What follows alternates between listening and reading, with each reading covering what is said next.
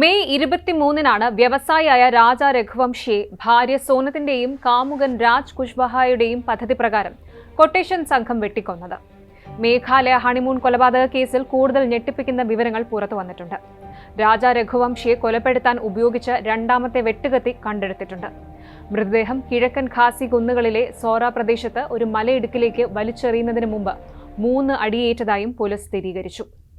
മേഘാലയ പോലീസിന്റെ special investigation team June 17-ന് രാജ രഘുവംശിയുടെ കൊലപാതകം നടന്ന സ്ഥലത്ത് കുറ്റകൃത്യം പുനരാവിഷ്കരിച്ചു. അന്നേ ദിവസത്തെ സംഭവങ്ങൾ സംഘം പുനരാവിഷ്കരിച്ചിരുന്നു. പ്രതികളെ സംഭവസ്ഥലത്തെത്തിച്ച് കുറ്റകൃത്യം നടന്ന സാഹചര്യം പുനഃസൃഷ്ടിക്കുകയായിരുന്നു. പ്രതിയായ സോനം രഘുവംശിയും കാമുകനും മറ്റു 3 പേരും ഉണ്ടായിരുന്ന സംഭവം നടന്ന സോറയിലാണ് ഇത് നടന്നത്. പിന്നാലെയാണ് ഞെട്ടിക്കുന്ന വെളിപ്പെടുത്തലുകൾ വന്നത്. രാജയെ കൊലപ്പെടുത്തിയത് എങ്ങനെയാണെന്ന് പ്രതിയായ സോനം രഘുവംശി പോലീസിനോട് വിശദീകരിച്ചു. കൊല നടക്കുമ്പോൾ സോനം ആദ്യം സംഭവം സ്ഥലത്ത് ഉണ്ടായിരുന്നതായി പോലീസ് സ്ഥിരീകരിക്കുകയും ചെയ്തു. എന്താണ് സംഭവിച്ചതെന്ന് പോലീസിന് മുന്നിൽ വ്യക്തമായി മനസ്സിലാക്കാൻ പുനരാവിഷ്കരണം സഹായിച്ചതായി East Khasi Hills police superintendent Vivek CM പറഞ്ഞു. നടപടിക്കിടെ രാജയുടെ കൊലപാതകത്തിന് ഉപയോഗിച്ച മറ്റൊരു വെട്ടുകത്തിയും മേഘാലയ പോലീസ് കണ്ടെടുത്തിട്ടുണ്ട്.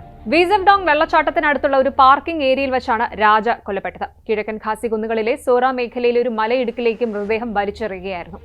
കൊലപാതകവുമായി ബന്ധപ്പെട്ട് സോനത്തിന്റെ പിതാവിന്റെ ഫാക്ടറിയിലെ ജീവനക്കാരനും കാമുകനുമായ രാജ് കുശ്വാഹ, 3 കരാർ കൊലയാളികൾ ആകാശ് രജ്പുത്, വിശാൽ സിംഗ് ചൌഹാൻ, ആനന്ദ് കുർമി എന്നിവരാണ് പിടിയിലായത്.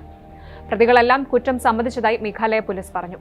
ഷില്ലോങ്ങിൽ കറങ്ങാൻ വാടകയ്ക്കെടുത്ത സ്കൂട്ടർ പാർക്ക് ചെയ്ത സ്ഥലത്താണ് സംഘം ആദ്യം എത്തിയത്. ശേഷം പിന്നീട് ഇരുവരും ട്രക്കിങ്ങിനെത്തിയ വ്യൂ പോയിന്റിലേക്കും. ഇവിടെ വച്ചാണ് കൊലപാതകം നടന്നത്. ഈസ്റ്റ് ഖാസി ഹിൽസ് ജില്ലയിലെ വീസംഡോങ് വെള്ളച്ചാട്ടത്തിന് സമീപം ട്രക്കിങ്ങിന് പോയ സോനം മുന്നിലും രാജ പിന്നിലുമായിട്ടായിരുന്നു നടന്നത്.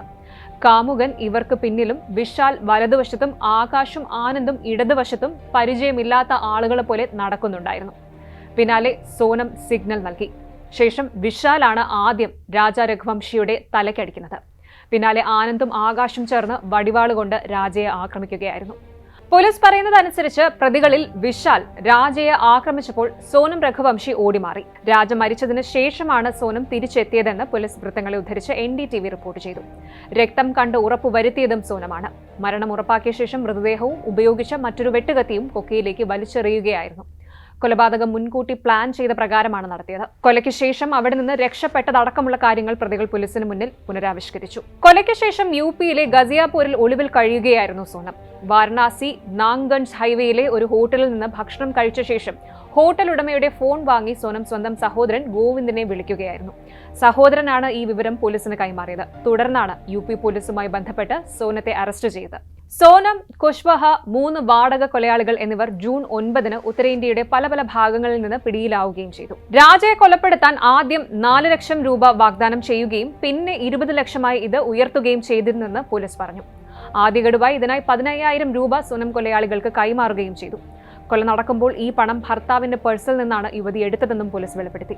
കൊലപാതകത്തിലെ തന്റെ പങ്ക് സോനം തന്നെ ഏറ്റുപറഞ്ഞുവെന്നാണ് ഉദ്യോഗസ്ഥർ വ്യക്തമാക്കുന്നത്. വിവാഹം കഴിഞ്ഞ് ഏതാനും ദിവസങ്ങൾക്കുള്ളിൽ ഒരാൾക്ക് ഇത്രയും അധികം വൈരാഗ്യം തോന്നുകയും ആ വ്യക്തിയെ കൊല്ലാൻ പദ്ധതിയിടുകയും ചെയ്യുമെന്ന് വിശ്വസിക്കാൻ വളരെ ബുദ്ധിമുട്ടാണ്.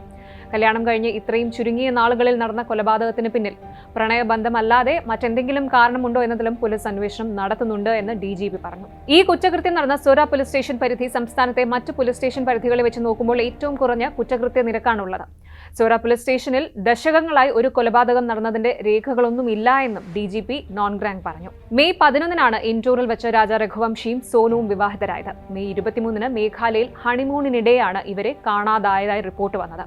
ജൂൺ 2-ന് കിഴക്കൻ ഖാസി ഹിൽസ് ജില്ലയിലെ സോഹ്രയിലെ ഒരു വെള്ളച്ചാട്ടത്തിനടുത്തുള്ള മലയിടുക്കിൽ രാജയുടെ മൃതദേഹം കണ്ടെത്തുകയായിരുന്നു.